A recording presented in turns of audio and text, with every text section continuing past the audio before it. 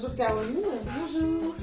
Écoute, en tout cas, bienvenue avec Visage de femme pour cette deuxième interview filmée. Mais oui. On est ravis. Alors, c'est pas nous qui t'accueillons, c'est toi qui nous accueilles au final.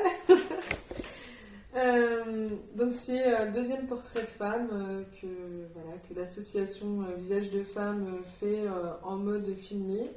L'idée, comme dit, c'est de pouvoir parler de toi, de pouvoir dire ce que tu as envie de dire, de ta place de femme et de la personne que tu es. Alors, j'ai préparé quelques petites questions. Pour commencer, qu'est-ce qui te fait lever le matin ? Déjà le réveil, hein, parce que voilà. Ouais. Et très vite les filles. Donc j'ai deux petites filles de 4 et 9 ans. Et c'est elles, les rayons de soleil, voilà, c'est le réveil matin C'est ton réveil, hyper dynamique. Et puis c'est vrai qu'en général, on a toujours plein de projets en cours, en préparation ou en action, comme là par exemple cette boutique éphémère. Donc c'est vrai que l'année est rarement très calme.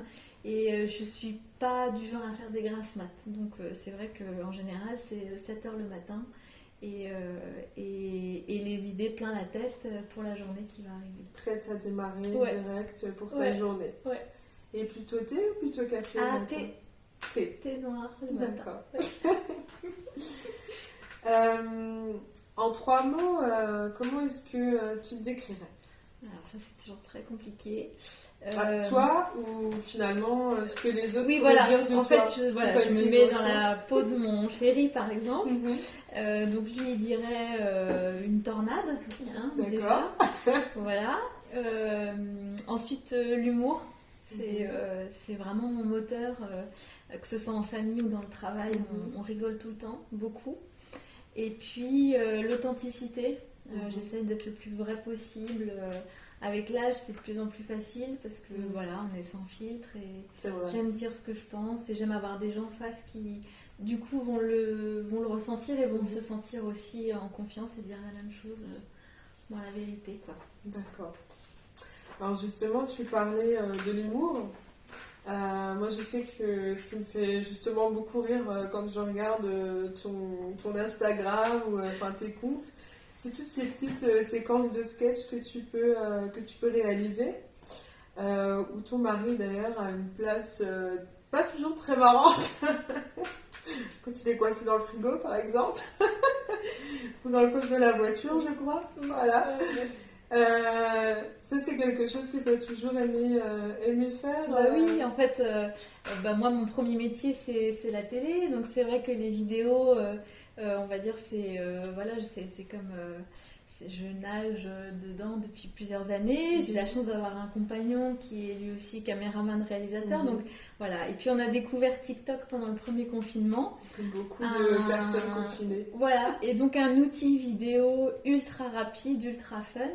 Et donc on avait à ce moment-là un peu de temps et on a décidé de commencer ces vidéos, d'abord pour nous, pour nous amuser, puis on a vu qu'il y avait un bel engouement et je me suis dit je les partage sur les comptes. Alors c'est les comptes perso, c'est pas forcément les comptes où on met en avant les créateurs, on va séparer quand même les choses, même si la frontière est très floue. Et au final on a eu énormément de retours super positifs parce que déjà certaines personnes ne voyaient pas forcément... parce que parfois on va assez loin dans les sketchs et donc ça permettait de montrer une autre personnalité qui n'était pas forcément connue et puis surtout cette envie de rire et des merci tout le temps parce que merci de nous faire rire, merci et puis surtout de s'adresser autant aux hommes qu'aux femmes en fait. Il n'était pas question de jouer la blonde bimbo qui allait attirer que les mecs. L'idée c'est de dire aussi les nanas en fait elles s'identifient aussi dans les vidéos et c'est ça qui est cool. Exactement. Et le fait de le faire avec mon homme, il est aussi présent à l'image et c'est des histoires de couple, voilà. C'est ça. Alors là on a un peu moins le temps. Ouais. J'avoue, mais ça reviendra l'année prochaine. Moi, c'était un deuxième confinement moins confiné. Donc, voilà, c'est du vrai coup, que...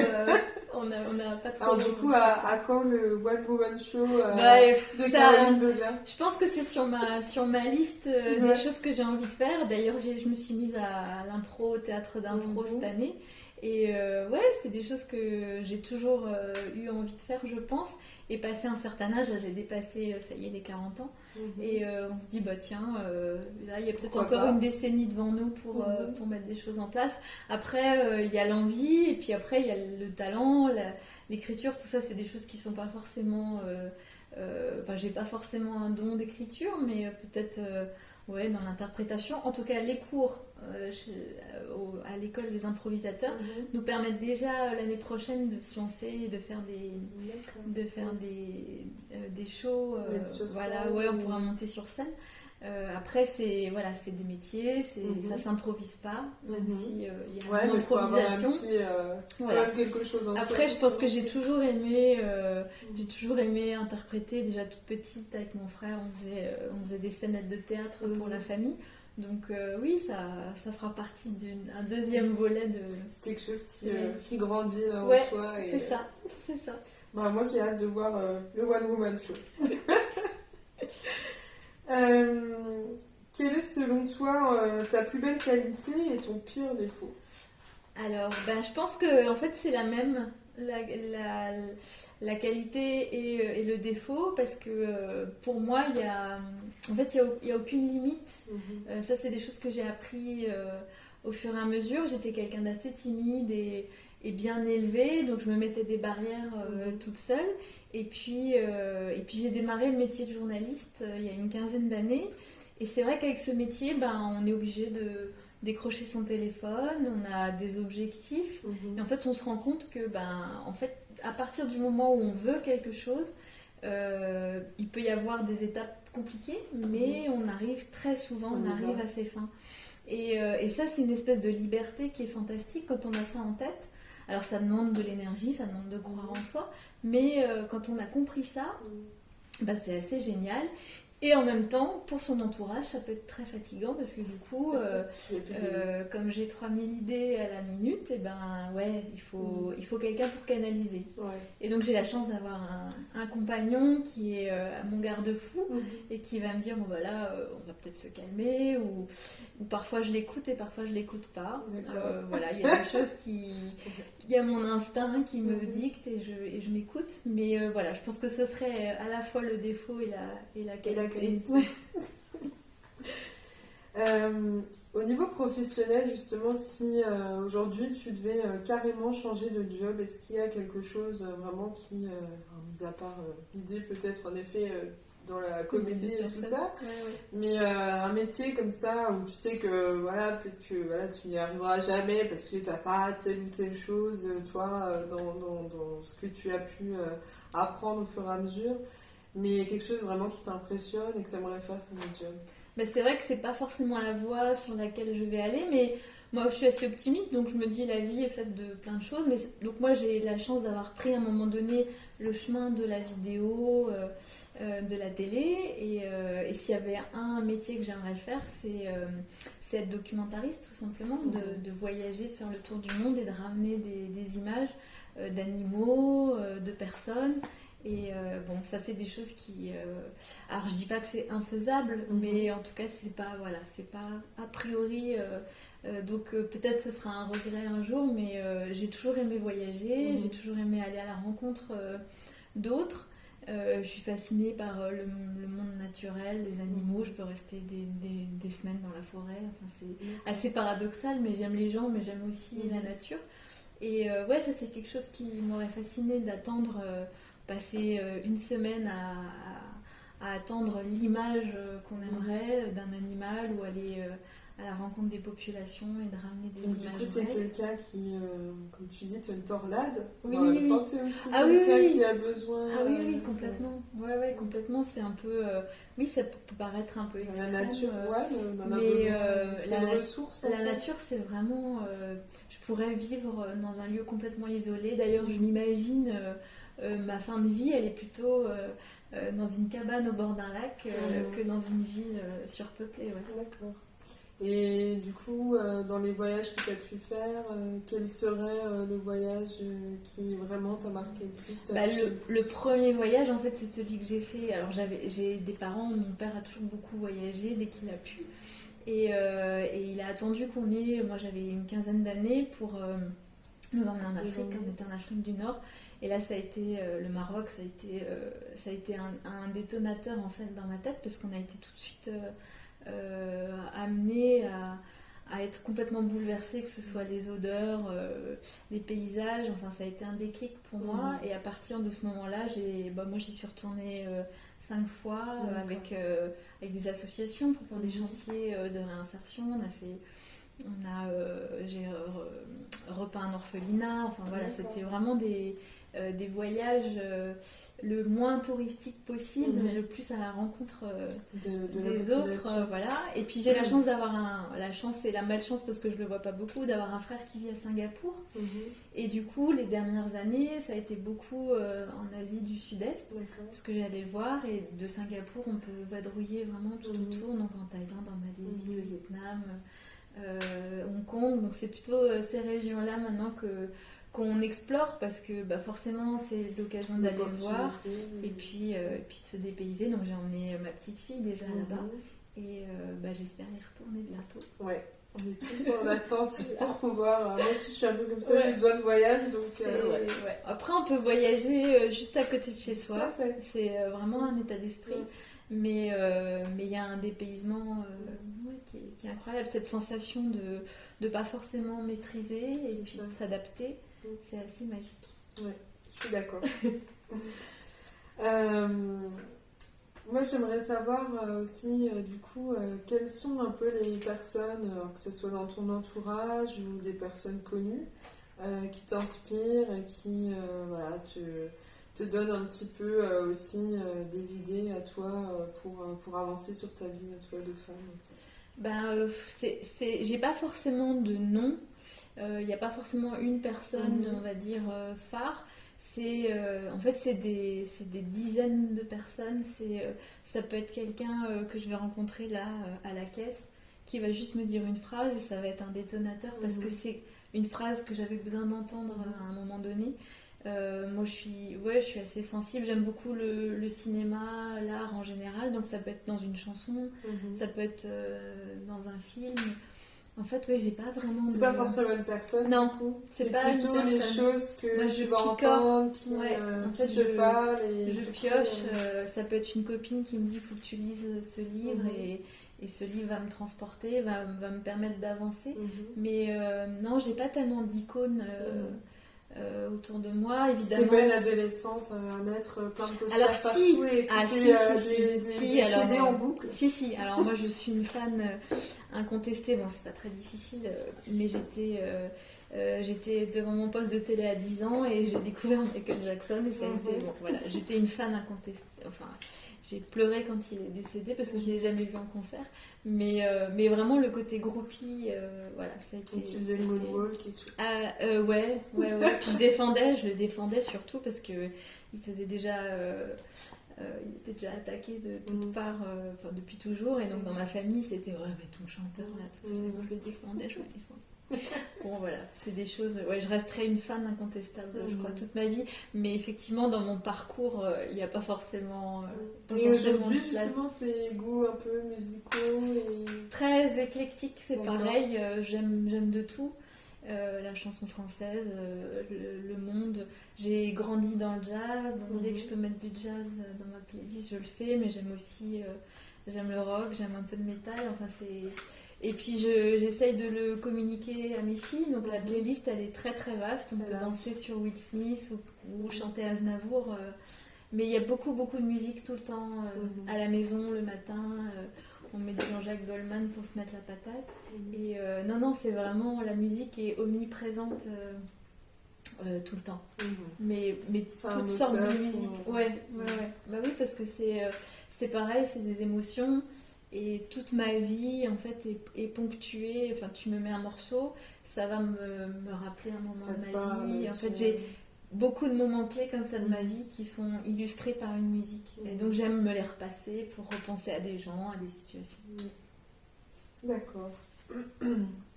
Est-ce que, du coup, aujourd'hui, il y a des causes qui te tiennent particulièrement à cœur. Alors, on s'est rencontrés justement la première fois sur la campagne Octobre Rose que l'association avait mise en place. Donc on sait en tout cas que voilà, cette campagne pour toi te tient vraiment à cœur. Alors peut-être celle-ci et d'autres, quelles sont voilà, les... Bah oui, en fait c'est la plus forte et la plus récente, parce qu'au moment où tu m'as contactée, tu m'as parlé de votre action, ma meilleure amie a développé un cancer du sein, et donc et elle l'a développé parce que tout simplement elle avait une boule dans un sein, mais que personne n'avait diagnostiqué. Elle l'avait depuis plus d'1 an, et si ça avait été diagnostiqué plus tôt, bah, peut-être qu'elle aurait évité la chimio. Alors elle va bien, mais elle passe par un chemin difficile qui est la chimio et la radiothérapie, une ablation d'un sein, le stress de se dire bah, est-ce que je vais avoir un second cancer pour l'autre sein. Donc tout ça, c'est des choses qui m'ont fait prendre conscience qu'effectivement... alors elle a 40 ans, mais ça peut arriver aussi avant 40 ans, de prendre soin de soi. En fait, je pense qu'il y a des femmes qui s'oublient. J'ai beaucoup de femmes autour de moi qui s'oublient parce qu'elles ont une famille, un travail, et elles ne pensent pas assez à elles. Et je pense que globalement, c'est ça un peu la cause. Alors, il n'y a pas forcément d'action, c'est plus des accompagnements individuels, mais... C'est vrai que quand j'ai quelqu'un en face de moi, j'essaie toujours de me dire mais écoute, il y a la première personne que tu dois aimer, c'est toi. Avant de t'occuper des autres, il faut s'aimer, s'occuper de soi. Oui, c'est vrai. Et c'est voilà, c'est sans être égoïste. Enfin, ça peut paraître égoïste, mais la femme a beaucoup de choses sur les épaules et s'oublie parfois. Et je pense que c'est important de le rappeler. Mais c'est vrai que alors peut-être que je manque de temps pour m'investir plus dans différentes causes, mais c'est vrai que le dépistage du cancer, ça m'a tenu à cœur et ça m'a vraiment touchée que tu me contactes à ce moment-là. C'était ça nous a fait plaisir aussi de te voir, du coup. C'est vrai que même de manière générale, on ne s'attendait pas non plus, nous, à ce que cette campagne prenne autant d'ampleur. Parce que voilà, on était une toute petite association qui sortait le bout de son nez depuis peu, quoi. Donc voilà, c'est vrai qu'il y a eu plus de 80 femmes qui sont venues au shooting photo. Et on va d'ailleurs sortir là, très prochainement un calendrier avec ces photos. Avec les fameuses photos. C'est pareil, c'est quelque chose qui nous tient beaucoup à cœur de pouvoir continuer, parce que voilà, Octobre Rose, ça ne s'arrête pas le 31 octobre, c'est tous les jours de l'année. Et avec Anne des Femmes en Rose, nous on continue en tout cas de pouvoir en parler et de pouvoir mettre des actions en place. Oui, parce qu'après il y a effectivement un isolement qui peut se faire aussi, je pense, de la part des femmes.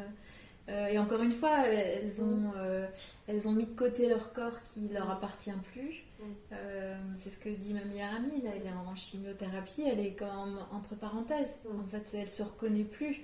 C'est plus elle, c'est plus son corps. Elle a la perruque. Elle a hâte de récupérer son corps. Et ça, je pense que c'est important de le dire, qu'il y a des associations, il y a des femmes qui sont passées par là. Le milieu médical, il a ses limites aussi. Puis je pense qu'on a envie d'en sortir aussi. On n'a pas envie d'être constamment là-dedans. Et c'est super important ce que vous faites. Et le shooting était merveilleux parce que moi qui n'étais pas touchée dans ma chair par ce cancer, de me mélanger à d'autres et de voir à quel point le regard des autres qu'on porte sur ces femmes est important, c'était chouette, c'était très touchant. Pour tout le monde, je crois que c'était une période très, très chouette et pleine d'émotions. Une belle solidarité entre femmes. Et ça continue, donc c'est vrai que c'est une belle expérience là qu'on vit, nous en tout cas dans l'association, de pouvoir continuer et poursuivre tout ça. C'est bien. Quel serait, toi, ton péché mignon? Mon péché mignon. Donc c'est pas forcément gourmandise, enfin c'est... Non, pas forcément. Ça peut aussi. Aussi. En ce moment, on est dans une période... pour manger, on se fait plaisir. Qu'est-ce que pourrait être mon péché mignon? Alors là... Je m'étais jamais posé cette question. Non, jamais. Non, parce que le péché mignon, c'est quelque chose sur lequel tu pourrais abuser, mais auquel tu n'as pas trop le droit.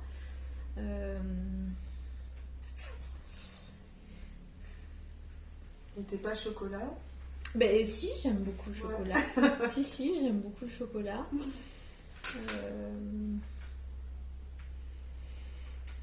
Ouais, une mousse au chocolat. Ouais. Non, mais c'est pas plus que ça. Je sais pas. Franchement, je sais pas. C'est pas grave. Si jamais tu penses à un truc... Ouais, ça me viendra peut-être tout à l'heure. Peut-être. Quand tu seras parti. Ouais, on reviendra. Oui, c'est parce que je m'interdis rien, en fait, je pense. En fait, c'est ça, je pense, c'est... Je m'interdis rien. Ouais.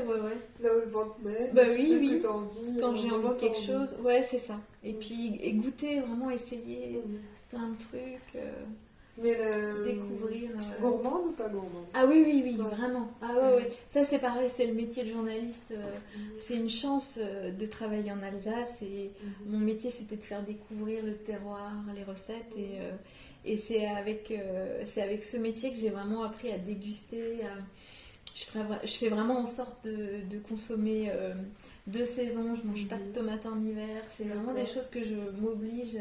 Enfin, c'est devenu naturel. C'est même plus une obligation, c'est naturel. Ça me choque même quand on me propose de la tomate en hiver. De toute façon, elles n'ont pas de goût. Voilà.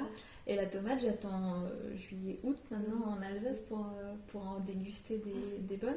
Et ça, c'était une chance de travailler dans ce domaine parce que d'aller à la rencontre des producteurs et de faire une différence de goût entre un produit industriel et un produit... Et du coup, tu consommes alors local, tu vas chercher ton panier de fruits et légumes. Ben c'est pareil, on a la chance, je vis un petit peu à la campagne, donc je suis entourée de fermes qui proposent des produits de saison. On a même des cueillettes avec les filles, on ramasse les carottes, les salades en saison. Et j'ai du mal à acheter des fruits et des légumes en supermarché. C'est vraiment quand je suis trop à la bourre. Je m'autorise les bananes et les ananas de temps en temps. Et encore les ananas, j'essaie de trouver ceux qui viennent par avion pour qu'ils soient plus frais. Mais ouais, c'est devenu... c'est un mode de vie. Alors mon chéri est moins comme ça. Donc quand c'est lui qui prend les rênes du ménage, quand moi je suis trop occupée, bon bah on va avoir des raviolis en boîte, on va avoir des choses bien industriel, mais du coup je le laisse gérer un coup de temps en temps. Voilà, et puis je reprends les rênes avec une bonne soupe de temps en temps. Il faut pas être non plus trop en tout cas c'est quelque chose qui t'agrade. Oui, complètement. Et puis quand on a des enfants, c'est même un acte c'est mon bâton de pèlerin. Je leur ai fait les petits pots depuis qu'elles sont petites, et donc on va bien sûr dans les fast-foods, mais c'est important qu'elles goûtent et qu'elles testent. Quoi. Ouais. D'accord. Est-ce que tu te souviens de la dernière fois où tu as pu rire aux larmes? La dernière fois que j'ai ri aux larmes... Si, en fait, alors la dernière chose qui m'a fait rire aux larmes, en fait, c'est mon compagnon qui, lui, est un gourmand, un vrai gourmand de chocolat. Et en fait, on a l'épicerie, tout notre stock d'épicerie dans les toilettes. Et en fait, il se lève la nuit. Et pour pas que je sache qu'il mange des chocolats, il tire un chasse d'eau quand il déballe son chocolat, sauf qu'il met le papier dans la poubelle des toilettes. Et en fait, le lendemain matin, je vais dans les toilettes, je regarde, il y avait les papiers je donnerai pas des marques, mais des bonbons au chocolat qui étaient dans la poubelle, et ça m'a fait rire parce que je l'imaginais en train de planquer faire attention et trouver toute la technique pour pas se faire prendre. Et ça me fait marrer parce que moi je l'empêche pas, mais pour pas que je l'embête, pour avoir bonne conscience, il se planque. C'est pour lui en fait. Il se planque. Voilà.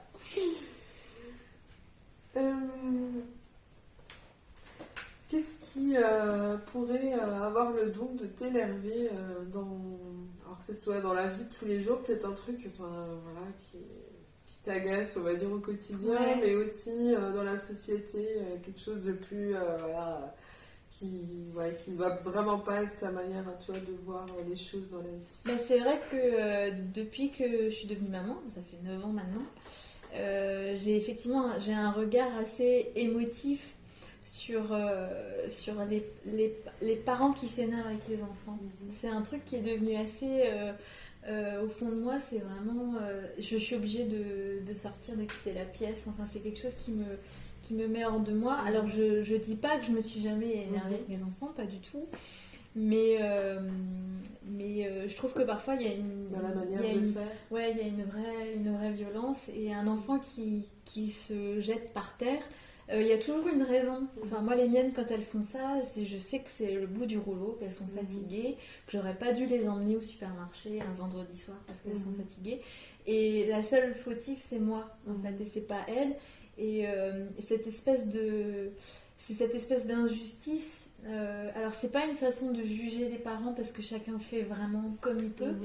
Mais moi, c'est quelque chose Il y a l'injustice envers les animaux. Je me souviens que petite, j'avais un voisin qui frappait son chien et je me planquais derrière les buissons et je criais « Arrêtez de taper votre chien, monsieur !» C'était quelque chose qui me mettait... alors, ça peut paraître bateau, de dire « Oui, il faut pas... » Mais ça me prend vraiment aux tripes, l'injustice face aux enfants.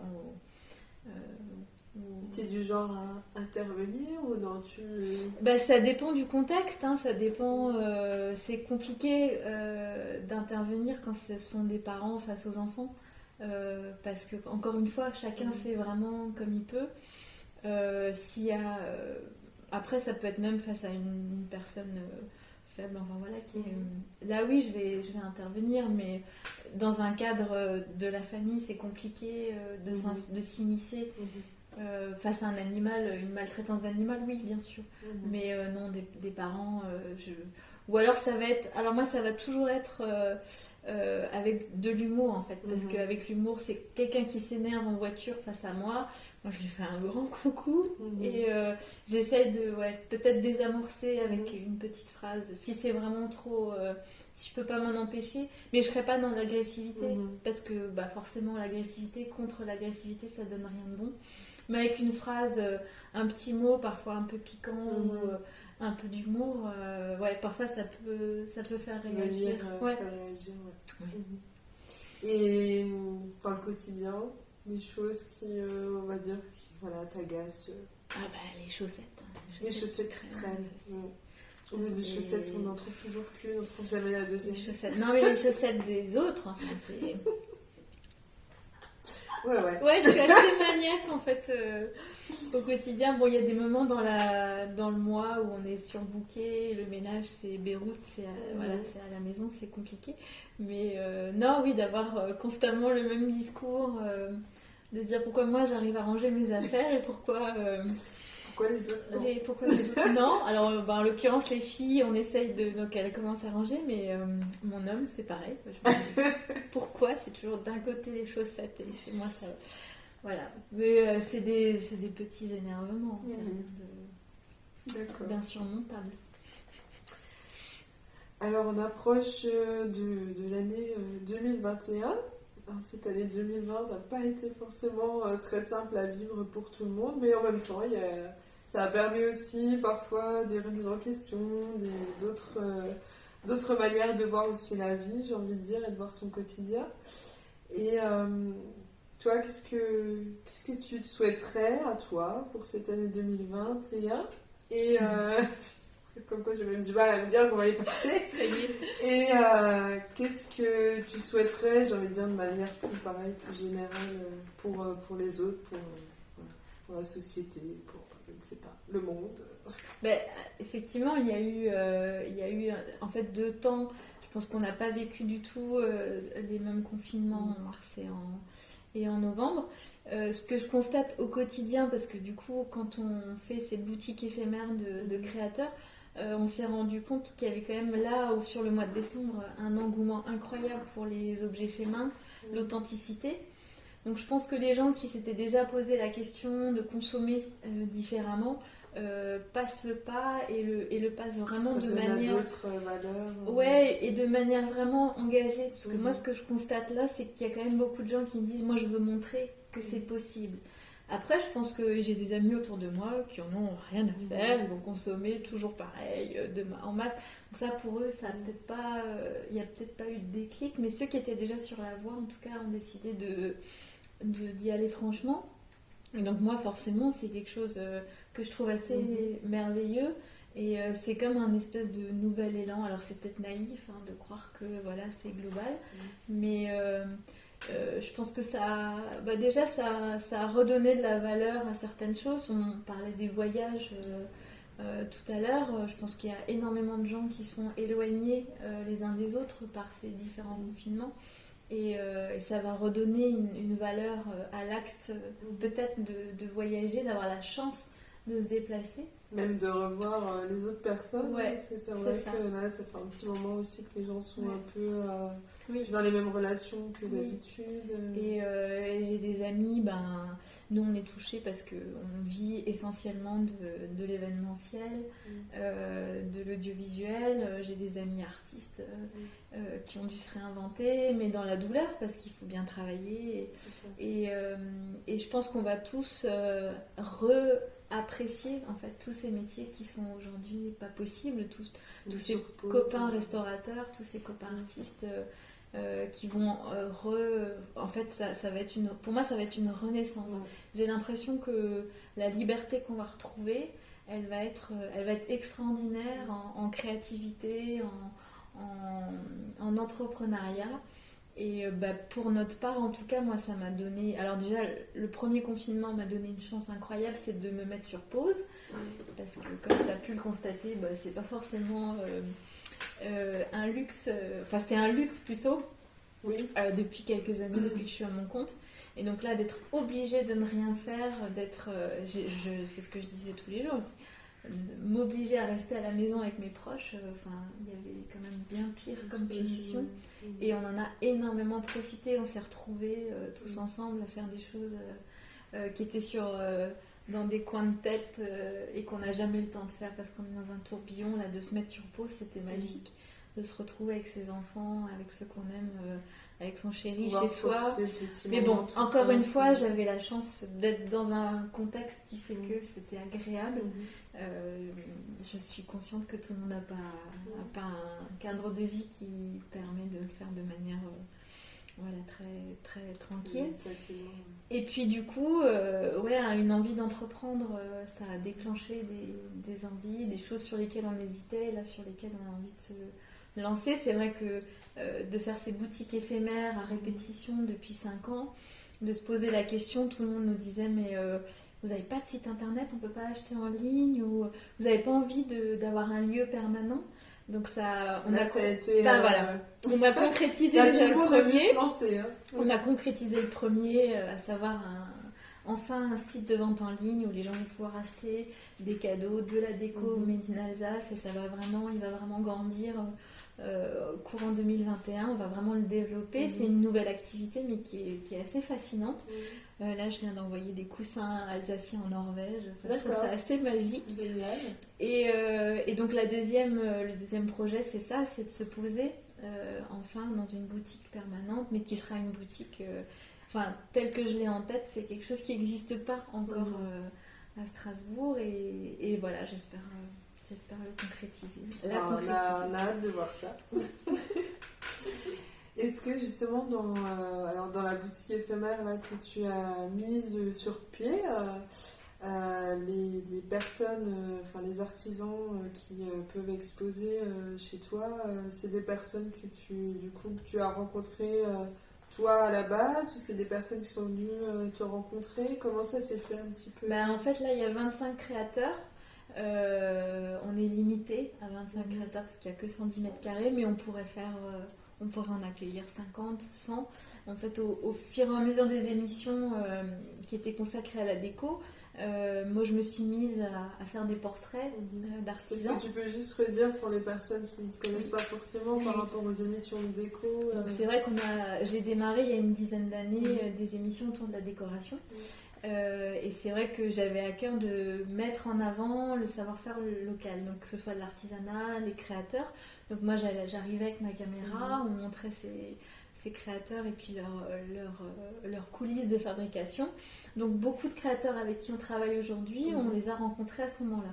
Donc ça fait pour certains, ça fait 5-6 ans qu'on se connaît. Donc il y a des vraies affinités. Quand ils me confient leur création, c'est mes bébés, parce que pour le coup ils sont pas présents, nous on est à chaque fois dépôt-vente, et on prend soin de chaque objet est valorisé, on essaye de faire attention que voilà, tout le monde vende bien. Et puis ce qui est fantastique, c'est que dans cette aventure, il y en a à chaque fois qui se rajoutent. Donc forcément, quand on a des lieux comme ça ouverts, il y a beaucoup de créateurs qui viennent nous voir, qui disent comment ça se passe, comment on peut exposer. Donc en fonction des périodes de l'année, des lieux où on expose, on essaye d'adapter et de faire participer le maximum de créateurs. Mais c'est important, je les connais tous. Je les connais tous. Je dis pas qu'on est forcément tous amis, mais j'ai besoin de savoir aussi, comment ils travaillent pour qu'il y ait un côté vraiment authentique. Et peut-être que ça fait partie aussi des succès, c'est que derrière, je suis capable de... Alors là, les personnes qui travaillent avec moi et moi, on est vraiment capable de dire à chaque fois d'où ça vient, qui l'a fait, pourquoi, et on les connaît. Il y a une transmission, il y a une histoire, il y a un savoir-faire que tu peux transmettre aussi. C'est toujours des belles histoires, et derrière chaque objet, il y a une histoire, il y a un savoir-faire. Et en fait, je pense que c'est ce qui est important aujourd'hui, c'est de savoir qui fait quoi. Que ce soit en nourriture, en décoration, en tout. C'est possible en tout cas. Et on est une région qui est extrêmement riche, extrêmement dynamique par rapport à ça. Et c'est pour ça que si un jour on aura un lieu, il sera capable d'accueillir un maximum de créateurs et d'artisans. D'accord. Alors, Caroline, j'aimerais aussi savoir qu'est-ce qui te plaît dans ton travail, qu'est-ce qui est vraiment la chose la plus importante pour toi dans ce que tu fais tous les jours.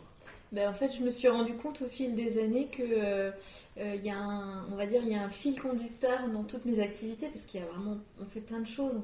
La vidéo, de l'événementiel, de la décoration d'intérieur, des boutiques éphémères. Et en fait, le fil conducteur, ce sont les gens. C'est vraiment c'est ma nourriture en fait au quotidien. Donc ça peut faire du mal aussi, parce que quand on a quelqu'un qui est agressif ou qui vous déçoit, moi je suis très sensible et ça peut me bousiller plusieurs jours, voire semaines.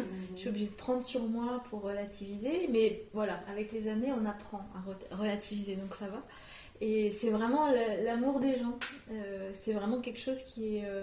c'est un vrai moteur, et j'aime à la fois le recevoir mais aussi le transmettre, parce que du coup avec un sourire, avec une phrase gentille, vous transformez quelqu'un qui a priori n'est pas forcément de bonnes intentions, et l'avantage, c'est vrai que dans nos métiers je suis constamment entourée. Alors j'aime beaucoup être seule, mais j'aime être seule parce que je sais que ma journée va être remplie de rencontres et me nourrir des autres, des histoires des autres. J'adore observer les gens, j'aime regarder les looks, j'aime regarder les interactions entre les gens. J'ai toujours beaucoup appris en regardant les gens. Et là, quand on est comme ça en boutique éphémère, les premiers à qui... les premiers qu'on a envie de chouchouter après les clients, c'est les créateurs, parce que finalement, ils nous font confiance, ils nous posent, ils nous laissent leur création, leur bébé, ce qu'ils ont créé avec leurs mains, et c'est à nous de faire en sorte que ça plaise, que ça soit vendu. Et en fait, chaque objet, c'est comme un bébé pour moi, c'est-à-dire il n'y aura jamais un truc qui va traîner dans un coin, ou en tout cas pas très longtemps, c'est parce qu'il vient d'arriver, mais je fais vraiment en sorte que chaque objet trouve sa place et que chaque créateur soit le mieux représenté. Ouais. Et du coup, c'est aussi pour toi, ce qui est important, c'est finalement de transmettre aussi aux clients qui viennent te voir, de pouvoir transmettre l'histoire de chaque objet et de pouvoir en parler aussi. Oui, c'est ça, parce que c'est vrai que tous les créateurs qu'on intègre dans les boutiques, alors là on en a 25, mais on pourrait en avoir 3-4 fois plus, on en connaît tellement. Et on connaît leurs histoires, on sait pourquoi ils ont décidé de faire tel objet, pourquoi ils en sont arrivés à parfois se reconvertir, à se risquer, à rentrer dans la création. Certains, ça fait plusieurs années qu'on se connaît, c'est devenu vraiment des amis, des proches, et ce qui est magique, c'est que la famille, elle s'agrandit à chaque fois, parce que à chaque fois qu'on est comme ça... exposant, d'autres créateurs arrivent et disent moi j'aimerais bien, qu'est-ce qu'il faut faire, Et c'est vrai que c'est un coup de cœur pour l'objet qu'on a nous, mais c'est un coup de cœur pour une histoire, pour une personnalité. Et j'arrive pas à vendre un créateur avec qui j'ai pas d'affinité. Il se passe pas. Il y a pas eu un petit quelque chose, un petit feeling. C'est difficile. Alors ça peut paraître un peu dur parce qu'on se dit du coup c'est mais c'est alors il faut pas grand chose de l'authenticité, moi ça me suffit. Voilà, je pense que ce que j'aime le moins c'est les gens qui veulent paraître, qui veulent paraître pour ce qu'ils sont pas ou qui vont vous dire blanc mais derrière c'est noir. C'est ça c'est un peu ça que je traque et j'essaye de mettre de côté. Souvent c'est quelque chose qu'on ressent quand on est... Oui, alors on peut se faire avoir. Oui, ça arrive. Moi j'ai tendance à faire beaucoup confiance, donc parfois on est déçu. Mais en général, je trouve que le retour est quand même très, très positif. Et ça se ressent, je pense que les gens qui rentrent dans les boutiques, on a énormément, nos clients sont très bienveillants, ils osent pas toucher. Il y a une espèce de bulle magique et ça, aussi longtemps qu'on peut le garder, c'est chouette.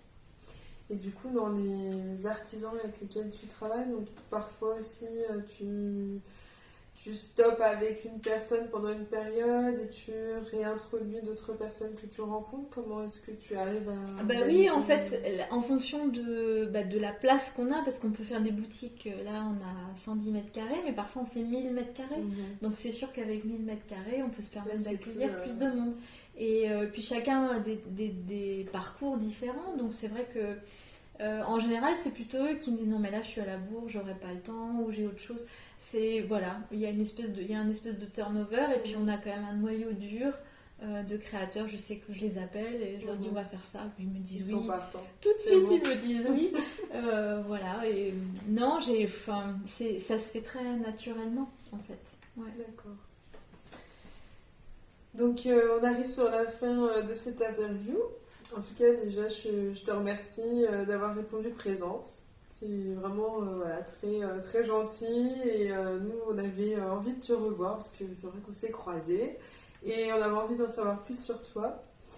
Et pour finir cette interview, en fait, la question, c'est quelle est la question qu'on ne t'a pas posée, justement, et à laquelle tu aurais aimé répondre ? C'est pas vraiment une question parce qu'indirectement on en a parlé, mais c'est vrai que s'il y a un message que j'ai envie de faire passer, que ce soit aux femmes mais pas que, finalement c'est valable pour tous, c'est ce que j'essaie d'apprendre à mes filles aussi, et j'essaie de me le dire tous les jours parce qu'on se met aussi des freins, c'est qu'en fait il n'y a pas de barrière. Vraiment, si on a envie de faire quelque chose, on y arrive. Si on n'y arrive pas, c'est qu'il y a une raison.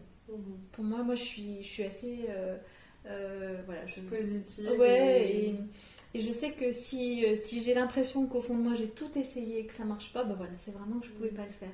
Mais c'est un espèce de pacte avec soi-même et franchement c'est des choses qu'on n'apprend pas assez, j'ai l'impression, aux enfants, parce que même à l'école il faut un cadre, c'est normal, il faut un cadre et il faut s'y tenir, mais en fait la vie elle est vraiment ouverte à tout et vraiment tout est possible si on a la santé, on va dire. Ça va être la plus grosse barrière, c'est ça. Mais autrement on peut déplacer des montagnes vraiment avec juste de la volonté, de la bonne humeur et de l'amour. Et un bon entourage aussi, savoir trouver les personnes sur son chemin avec qui on peut avancer. Oui. Écoute, je te remercie en tout cas. Merci et à puis, toi. J'espère à très vite. Oui, et puis, dans d'autres aventures. En tout cas, nous, on invite tout le monde à venir voir ta boutique. Elle est vraiment magnifique et il y a plein de choses. Il y en a pour tout le monde, il y en a pour tous les goûts. Voilà. Merci beaucoup. Merci.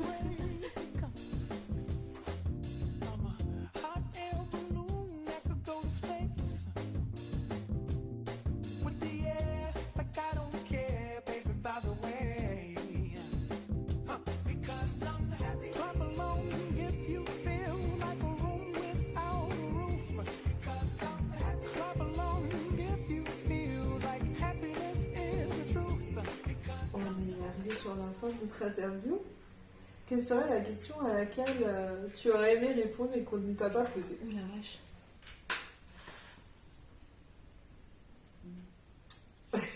Mais pose-moi une question. Tu joues pas une question. J'arrive même pas à se souvenir ce que j'ai mangé à midi.